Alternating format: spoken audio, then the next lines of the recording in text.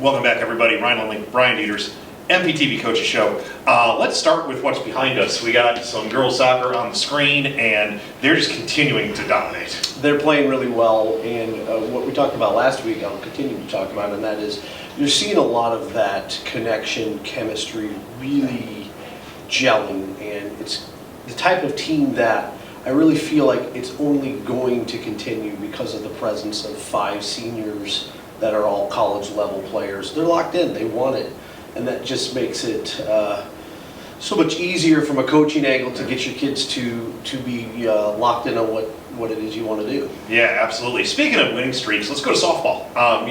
Kind of the building blocks we talked about a lot, but they've won now 2 in a row. And again, the building blocks, it's really more positive, I guess you say it this way. When you're trying to build, winning streaks make it a lot easier to keep building. Winning is not easy. Yeah. And winning requires a culture and an understanding of how to go about your business, and particularly when you're maybe not playing great.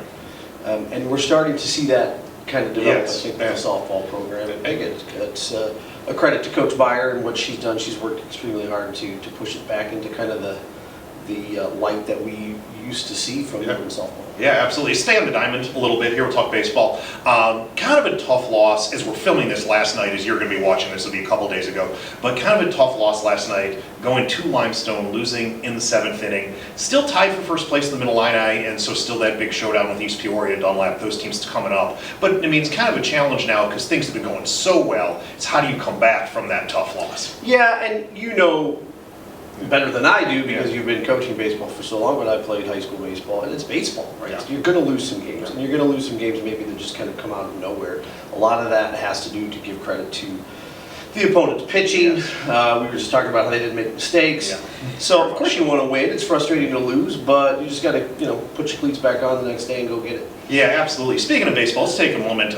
We've been kind of this spring highlighting some of our athletes that are signing to go to college. So we've got a couple. We have Jake Grethy from baseball, so we're going to hear from him here. And then we're also going to hear from Clay McKee and Ian Collins, who are also off to play college sports. So let's go ahead and watch that. I want to start off by thanking Coach Suarez at Eureka for giving me the opportunity to play college baseball and to continue to play the game I love.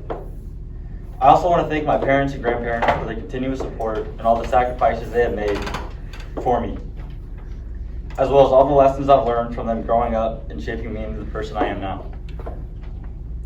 I want to thank my coaches as well. Coach Crawford, Lindley, Coach Wright, and Coach Finney have all been coaches that have either took time out of their day to make me better, given me pointers, or been people I could talk to. They've all been coaches that chose to believe in me when it felt like no other coaches did, as well as my teachers who have helped guide me down the right path in life. Next, I want to thank my friends and teammates for helping me overcome mental battles or just been a friend when I needed one.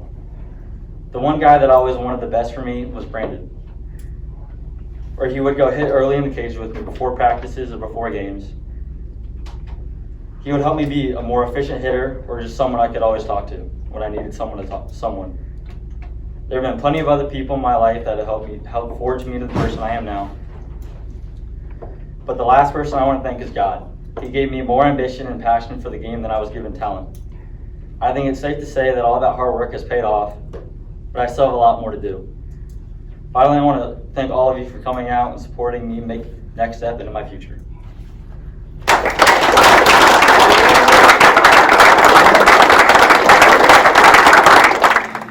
I just want to thank everybody for coming. I want to thank God and the Lord for allowing me to be able to go on and continue on. And then thank my family and friends and everybody again. Thank you.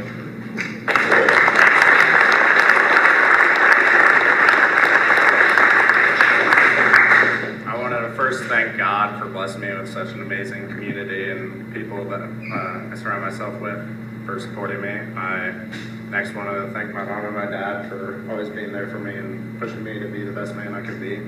I also wanted to thank my coaches, especially Coach O'Neill and Coach Finney, for always being out there pushing me to be better, and they always want the best for me. And then I want to thank all my teammates that are here today. They're always out there on the field with me, trying to make me better, pushing me to be better, and working together as brothers on the field. And then also be my best words off the field.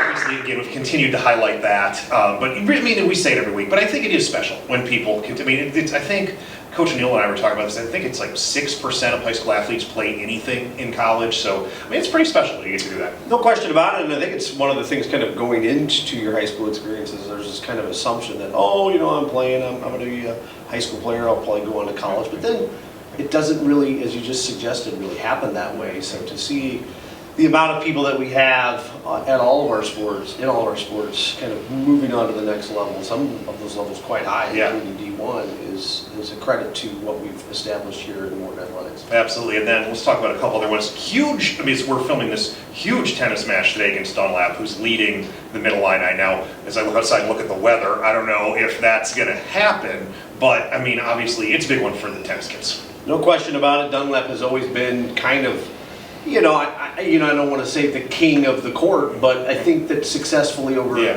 the last decade to 2 decades, and certainly when I was much more involved coaching, and you'd kind of see it here from other people, they've Yeah. always been the team to kind of beat. And so let's go get them. Been there, Dunlap. All right, absolutely. And then the last one, just kind of want to highlight, we got, we've talked a lot about track and field, but track and field season kind of moves fast. That's semi-pun intended. But it is May Yeah. this week, but it just seems crazy to think about that we're getting to the end and you have the conference tournaments and the postseason tournaments. But you said it moves fast. So Yeah. let's go get them. Absolutely. So, folks, next week, by the way, will be our 100th episode. I don't know what we've got planned for that. Dr. Smock, the district office, suggested we do what the grade schoolers do and dress like old people. I already am old. And since my injury, I move like I'm 100. So, I don't know. It may not be that, but Give us another idea, Doctor. yeah. So we're going to think what we're going to do, but 100 episode next week. Very excited about that. But until then, for Brian Dieters, I'm Ryan Lindley. Goodbye, everybody. Goodbye.